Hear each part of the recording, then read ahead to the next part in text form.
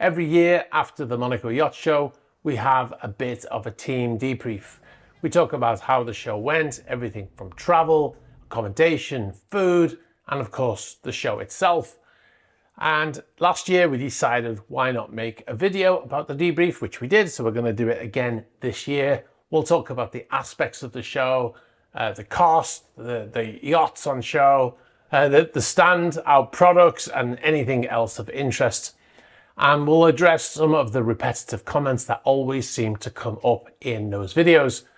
And although Monaco is always a positive experience, this year we had a negative experience of being effectively kicked out of one of the booths of one of the big yacht producers by someone who doesn't seem to know what they're doing. This woman up here is the one that kicked me out for no reason. I think you should leave. Right, I know, but that's not why you're here right now.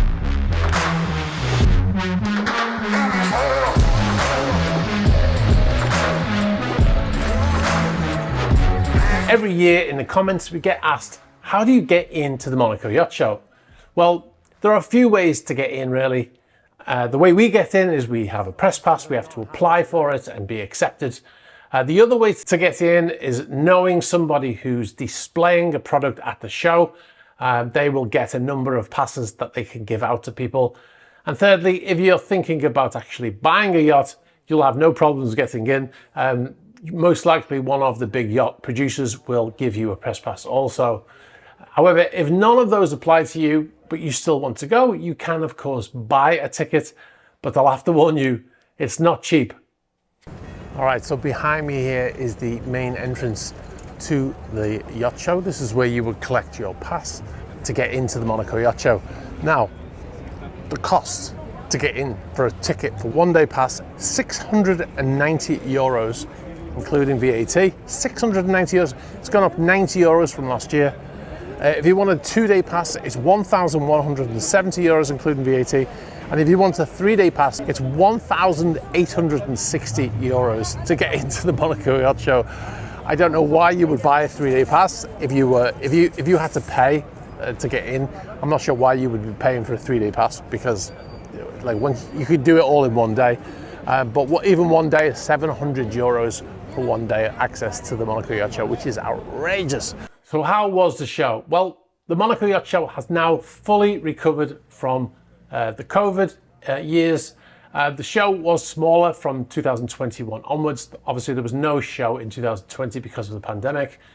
In 2024, I would say that the show has now grown larger than it was before 2020.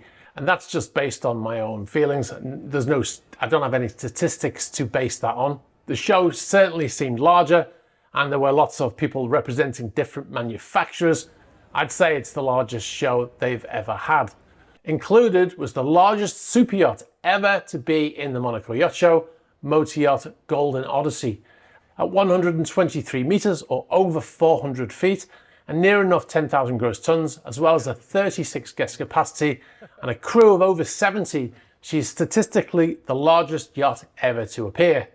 Having said that, I was working on a yacht a number of years ago, which was at the Monaco Yacht Show, which was larger than this yacht in terms of gross tonnage and length. But I'm not sure if we were actually officially at the show or we just happened to be at anchor at the time. Anyway, we'll go with what Monaco Yacht Show said. Very often I say it's always sunny in Monaco, but unfortunately the weather wasn't playing the game. Hi guys, welcome back to another episode of It's Always Sunny in Monaco. And on day 2 of the show, it really was a bust and it rained heavily throughout the day, causing many people to flee and find shelter, including us. There has been a disturbance in the force, a glitch in the matrix, whatever you want to call it, whichever movie you want to refer to. It is raining hard. We filmed a couple of yacht tours on day 2, and you can see in that footage that it was heavily raining at the time, which was a downer. Now, if you travel a lot like I do, you'll know that whenever you land in another country, you have to think about getting your phone hooked up to the internet. And getting working data on your phone can be problematic, which means you can't communicate, you can't tell people you've landed. And the only way to get working data is to go to a shop in the country that you land in and try to buy a SIM card. And we all know how difficult that can be, especially if you don't speak the local language. If you're from the UK, they will charge you between £2 and £6 per day to use your data in Europe, for instance. With Saily, all of that is now a thing of the past. Download the Saily app, purchase and activate an eSIM from your phone before you leave. And when you land in the country, you have data ready on your phone as soon as you get there. Benefits of using the Saily app is you don't have to buy a SIM card, there's no swapping of SIMs, and you don't need to remove your existing SIMs, so you can still make and receive phone calls. You can buy plans from 7 days to 30 days. And you can also buy regional plans. So if you're traveling to Europe, like we do, going between Italy and Monaco and France, the SIM works in all of those places. You don't have to roam and you don't get any roaming fees. For 15% off, download the Saily app now and use code ESISMAN at checkout. Now, every year we see comments from people seemingly disappointed that we don't do tours of every single yacht that we feature in the Monaco Yacht Show videos. Now, we're here to do the largest yacht of the 2024 Monaco Yacht Show. And there's some cracking yachts here this year. There is a yacht that is the largest ever yacht to be at the Monaco Yacht Show. It's a bit like watching a video about someone showing you around New York City and then being disappointed that they didn't go in every building. It's not possible or practical. And the reality is that the majority of the super yachts at the show don't allow people to film on board. The larger yachts like Kismet and Golden Odyssey and Energy and Renaissance, we actually asked them, but they didn't allow us to film. But the reality is, if we went on every single yacht at the show, we wouldn't have enough time because each tour that we do takes about 2 hours, depending on how thorough we are. If we showed you every boat interior, the video would be 15 hours long. So the purpose of the Monaco Yacht Show videos is to show you the show, what the kind of products are, what's in the pavilions, what the event is like. That's the purpose of these videos. All right, so we're in one of the pavilions. I think there are 3 pavilions. This one is to do with equipment for your yacht, your flare cameras. You can see the bridge stuff over there from Furuno. And we do some super yacht tours, and they get posted in separate videos. Yeah, very, very nice. I feel like I'm in a museum rather than in a master cabin. And to be honest, the views that we get on those super yacht tour videos are not really that high. So we focus on the show primarily, but we do have some yacht tours. This year we had 3 tours lined up, but one was cancelled due to that bad weather. So we only ended up doing 2. Now, like I said, they are time consuming and you can easily spend over 2 hours on board any of these vessels, but it's still a lot of fun for me and I really enjoy doing it. Onto the bridge.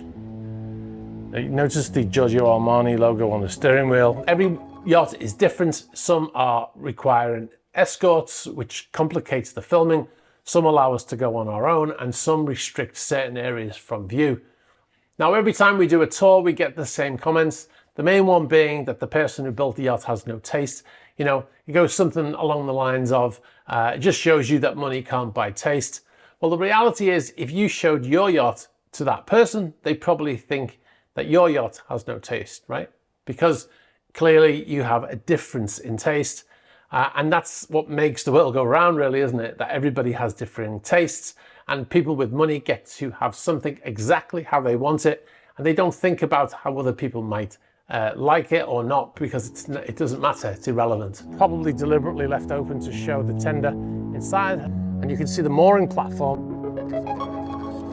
Now, in this year's largest yachts of the show video, I had a little game at the end of the video where I asked which yacht you would charter if you had $3 million. We've just got one more thing to ask, and this is the most ridiculous question that I've ever asked, I think, on the channel, and that is, which yacht would you pick if you had $3 million burning a hole in your pocket?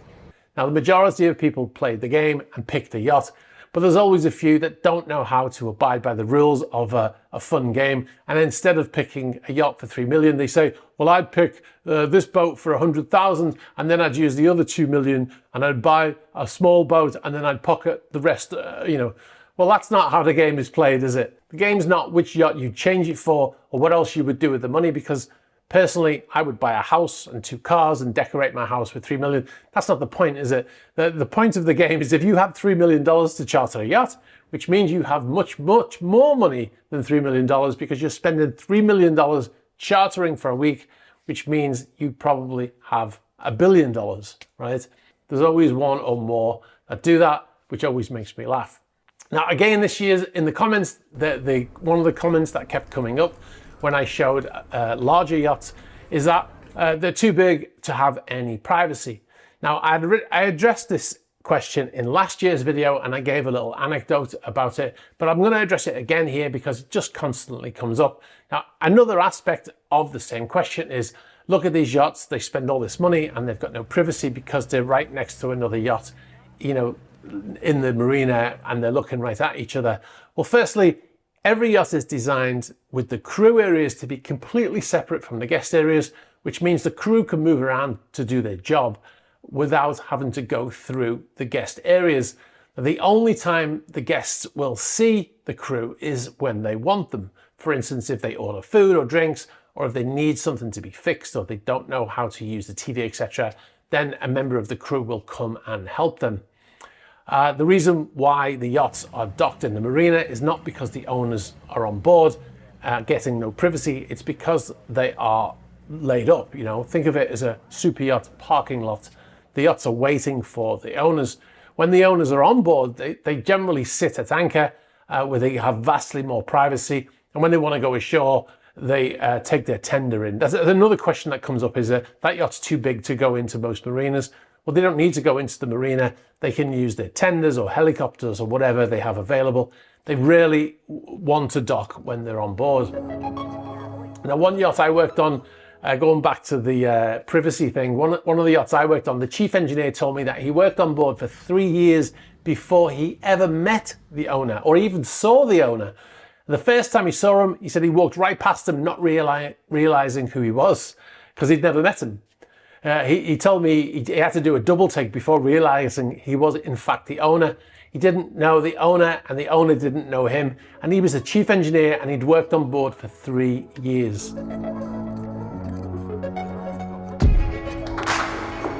Now, for the first time in many years of covering the Monaco Yacht Show, we had a negative experience when we were actually asked to leave the booth of Amels/Damon Yachting. I don't blame these companies for what happened because I don't blame an entire company for the actions of one person. I do query though why they would have somebody in a position that seems to be so tone deaf as this person was. Now, if you watch our videos every year at the show, you'll know that for the last 3 years, we've given very good coverage at the Damon Yachting booth because in particular, they have a great coffee venue complete with barista at the show, right? And it's been a favorite stop of ours for the last couple of years. Our special mention has to go to Amels and Damon Yachting for bringing this fabulous coffee shop that they brought last year. I talked about it in the last year's video. So this year was no different. And we went to the booth for a coffee in between yacht tours and to see what they have on offer. We often featured them in our videos. Now, unfortunately, the marketing manager, Sarah Flavel, she apparently in some form of game of power trip or whatever, she approached us knowing who we were because she identified me by the channel's old name, Easisman, and she said that we had to leave. She quoted rude emails that had been sent to them in the past. However, this was a lie because we've never sent any rude emails, and I still have all the emails as well, so it can be proved.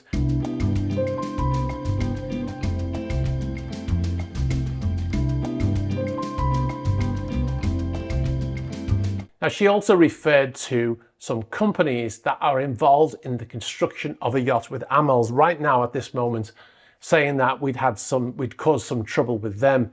Now, when I explained to her that those companies were formed when Imperial Yachts had been sanctioned, former employees of Imperial who was sanctioned, they created new companies. And what she basically told us is the contract to build that yacht, which was originally with Imperial, which we'll put some on the screen to show you, it was previously known as Project Signature.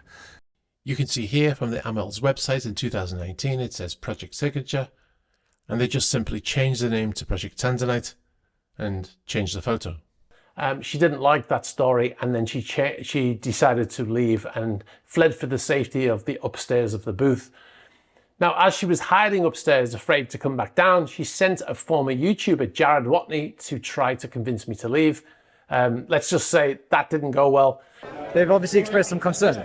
All right. So they sent you over. No, I just said that I'm aware. Amazingly, she did all of this in the presence of the PR manager. So she's their marketing manager, the PR manager, who is married to the sales director of Amel's, and in fact, she was involved in it, and she said, "Oh no, I want to watch." She thought it would be fun. They both did. She'll tell you everything you need to know. I think you should leave, because I thought you were coming over because I was. Well, we were all in the same group. Right. I know, but that's not why you're here right now. I'm just trying to find out if there's anything negative that's being said about the company that's looked after me for 4 years. I don't make videos based on how good they treat Jared Watney. No, sure. Right?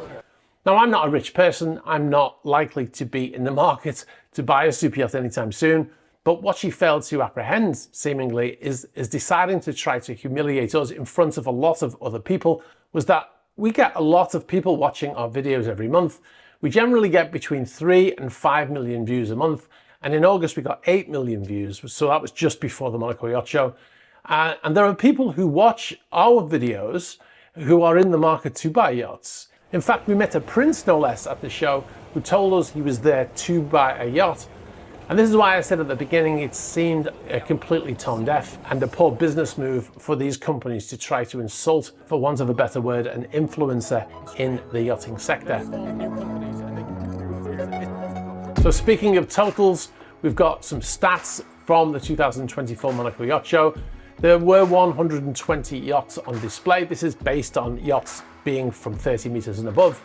There was 111 motor yachts and 9 sailing yachts. There were 39 new super yachts at the show of over 30 meters. The total length of the yachts on display, if you put them all in a big line, was 5.6 kilometers. That's incredible. The average length was 48 meters. The average build year, 2020. And there were 63 super yacht builders from 12 countries represented in the fleet on display. But the most interesting stat of the show is the value of super yachts over 30 meters on display at the Monaco Yacht Show 2024. And that number was 4.6 billion euros, which is approximately $5 billion.